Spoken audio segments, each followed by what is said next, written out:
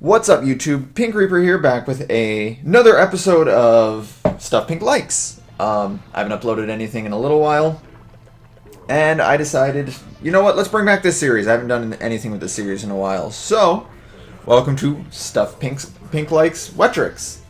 Unlike the last one, because this is an actual game and not music, you don't actually have to have annotations on. I can just talk about this as much as I want. So, welcome to Wetrix. Developed in, I want to say, 1997, released in 1998 for the N64. Wetrix is a water-based puzzle game, as released by Z2 or Z2. Look, the letter Z is pronounced Z in English-speaking European countries. So, in theory, it's either Z2 or Z2. It's really however you want to go with that. I'd like to go with Z2 just because, you know, American Z, but they call themselves Z2 Studios, I guess. Anyways, as I said, Wetrix is a water-based puzzle game based entirely around creating lakes and dams. As you can see here, I have, from the gameplay you see here, there are multiple different pieces. There are the orange up arrow uppers, as they're actually just called uppers, that raise the land. Downward facing green downers, which both lower the land and also, if placed in water, actually lowers the water a little bit. There are water bubbles, which fill lakes with water, obviously, and fireballs, which drain all water from the lake they are placed in. There are also, you may have already seen bomb pieces, which destroy all land around them and create a hole in the base platform. Any water that falls into that base platform does drain out. There are 2 meters on the left and right side of the screen. There is a drainage meter on the right, which accumulates as water falls off the plane. Either through holes or, you know, over the edges of your dams. And there is an earthquake meter on the left side of the screen. The earthquake meter fills as you have more land. If you place too much land on your field at any given time, it will cause an earthquake, and just a random amount of land will be destroyed. Half of the land you have, actually, I think is what it is. But random bits of land themselves. So the basic idea is to build as many dams, create as much water, fill them with as much water as you can, and then empty it with fireballs. Fireballs are the main way to get points. When you drain a lake with a fireball, you get a specific amount of points, depending on how much water you drained. You can already see here, I have all of the power-ups right here. I have one lake one large lake with a lot of water, which creates a rainbow multiplier. And I have 2 smaller lakes with a lot of water, which create duckies! I don't know why they went with rubber duckies, but they did. Rainbow multipliers are worth 10. Duck multipliers are, I think, either 1.5 or 2. And they are accumulative. So if you have, you know, a duck multiplier and a rainbow multiplier, you get 2 times 10 times however many points you get. There are levels, I should say, to this game. As you can see, I'm currently in level 2, and level 2 has caused ice blocks to start falling randomly. They are not part of my inventory. I do not get to choose where they go. They fall randomly, and they freeze any body of water they come in contact with. If they contact, you know, nothing, there is no water for them to contact, you get a dry ice bonus, which is nice, but rare. There is a small circular meter in the upper right corner by where it says level. That shows you how close you are to the next level. There's also a sound effect to indicate that there is a new level showing up. One thing I will not be able to show off in this gameplay is smart bombs. I was considering going for it. I did not. In order to get a smart bomb, you have to have 4 lakes with duck multipliers in them and a rainbow multiplier. And when you empty a lake with a rainbow multiplier and 4 ducks, it gives you a smart bomb. Smart bombs are items that are used by the player at any given time that completely resets the field. Your water meter, your earthquake meter, and all of your land is completely emptied, and the game basically starts over from whichever level you're on. Your score does not change, your actual level does not change, so if you're on level, say, 7, you'll still be on level 7 when you do it.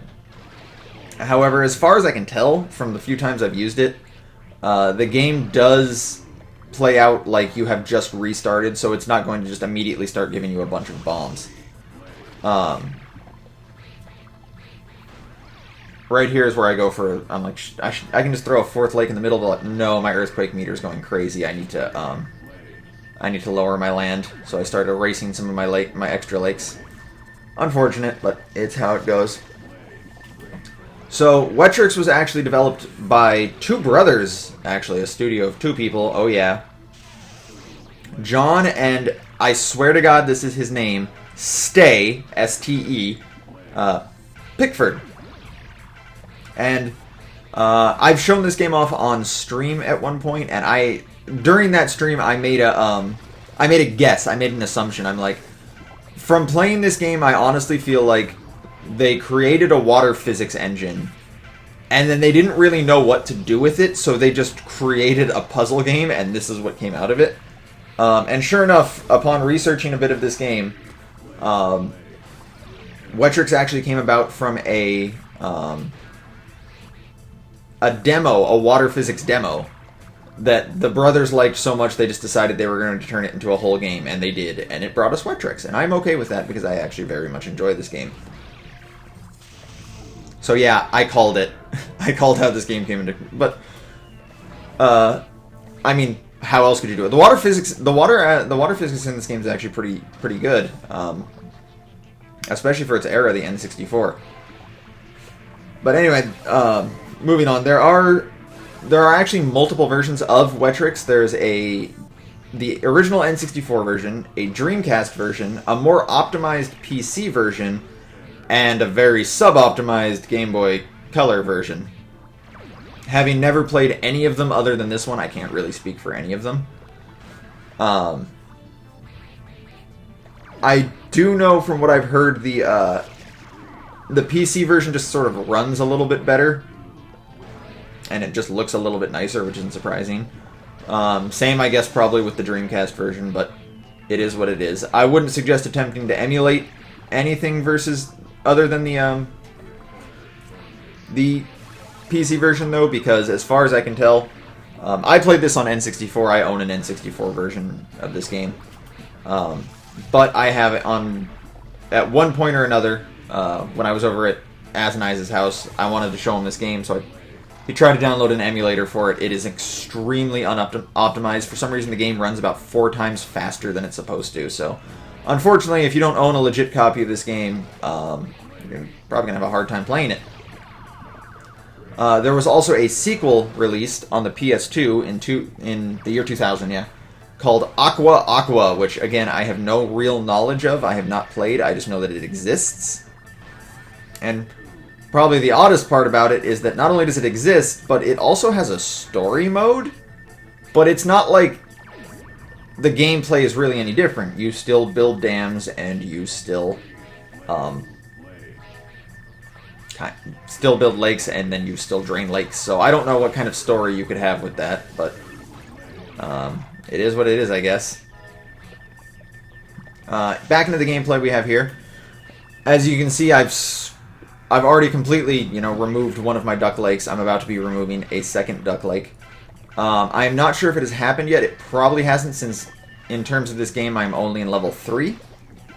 But starting after a few levels, not only do random ice blocks fall, but so do mines. Mines will fall randomly into whichever lakes you have. So if you have a duck lake, they can fall into duck lakes. If you only have one main lake, they can totally fall into your main lake. A mine is sort of the most terrifying thing in this game, as far as I'm concerned. If you empty a lake with a mine in it, it causes the mine to hit the ground and immediately explode, creating a hole where you put it. For some reason, well, not for some reason. This is obviously on purpose to make mines actually dangerous. The... Ooh, that was a bad move on my part right there that I just saw. The mines, or rather, the fireballs, when placed in a lake with a mine, does not drain all of the water. Rather, it drains about half the water, and then the mines explode, and the remaining half falls down the open holes. So, if your lake is not huge, it is entirely feasible. Watch, you'll see it here. I just blew up a mine right there. Luckily, I am able to recover. The amount of water that drained did not fully game over me, and I got another fireball quickly, so it allowed me to drain the remaining water before it drained into the hole, and then I was able to fill the hole. But those are mines. Other than that, there is not really anything more to this game. There are a couple extra modes. I went through the menu options at the beginning of the video real quick. There's a multiplayer mode, which is actually pretty fun. If not a little bit broken. There is a pro mode where you basically start with start in like level 4 or level 5, I think it is. Oh. What just happened? Don't know what's going on there, but okay. Everything's going crazy for some reason. But yeah, there's a pro mode where you start in basically level 5. Everything moves very quickly. And there are some added challenges. Mines fall more frequently. Ice cubes fall more frequently. The water blocks are a little bit skewed for some reason. I'm not really sure why. There's a challenge mode wherein you're given like a set number of pieces, a set number of time, things like that. There's an options mode where you get to change the options. Yeah, I know, right? The multiplayer mode, going back to that, like I said, is a little bit broken. The game plays out like normal. Both players get one plane. Both players... They actually get the exact same pieces in the exact same order. But the idea is obviously you still make dams, you still make lakes. Only, as you empty lakes with fireballs, not only does it drain your drain meter, but it also fills a power-up meter. And as the power-up meter gets higher, you have different things you can just sort of send at your opponents. One of them is like not fireballs. One of them is ice blocks. One of them is an earthquake, and the most powerful of them is 3 bombs. Yeah, it just sends 3 random bombs into your opponent's field. So whoever gets 3 bombs first just wins. And I actually haven't shown this off because I didn't want to just destroy myself. But if a bomb is placed into an open hole, it causes 3 random bombs to fall onto your field. So yes, that did not get shown off in this particular gameplay. As for my particular gameplay in this video, I started out obviously with going for multiple lakes, going for sort of a high scoring kind of build with multiple duck lakes and then one main lake. I eventually settled on my mainstay strategy, which is a single duck lake and a single large lake. All excess pieces are set to one side, and then all bombs are used to blow up all of that those excess pieces to keep my earthquake meter sort of stationary. There is a limit to how high your land can go, which is why if you put it all to one space, it actually kind of helps.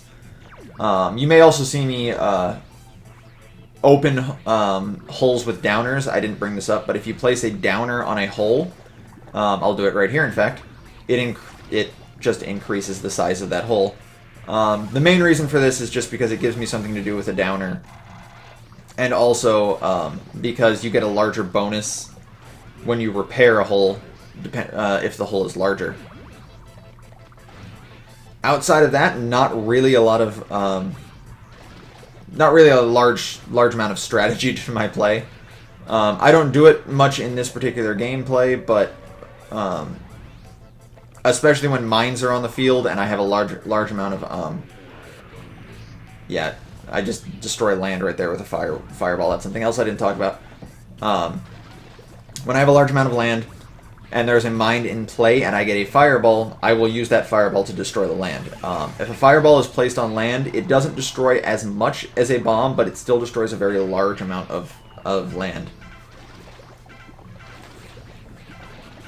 Other than that, not really much to talk about in terms of this gameplay, or in terms of the gameplay in general. It's a pretty...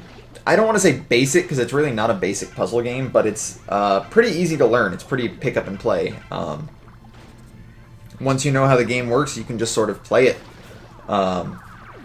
I ended up having this gameplay going a lot longer than I intended to, because I was starting to get a really good score, and I'm like, let's see how it goes.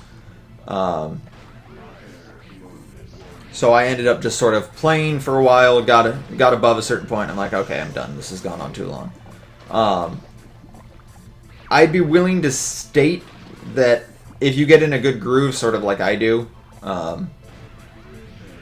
where, you know, you've just, with this build, one side of land, one side of duck pond, and then, you know, control of your bombs and stuff like that, you can pretty much just play forever. I believe there's a video of someone getting a world record high score of this game on YouTube, and it is, I don't know, I want to say it's like an hour and a half long. It might even be longer than that, and he gets 34 million points. You saw at the beginning of the game, or you may have seen at the beginning of the video. You'll see it at the end of the video as well, what my high scores are. My highest score is 1.5 million. I had, the day I got that score, I didn't even lose. I just got to 1.5 million. I'm like, okay, that's high enough. And I literally just threw a bomb into the middle of my lakes, and that was it. Because like I said, if it's really just a matter of, do you want to stop playing? Because if you get into a groove, you can just kind of go forever.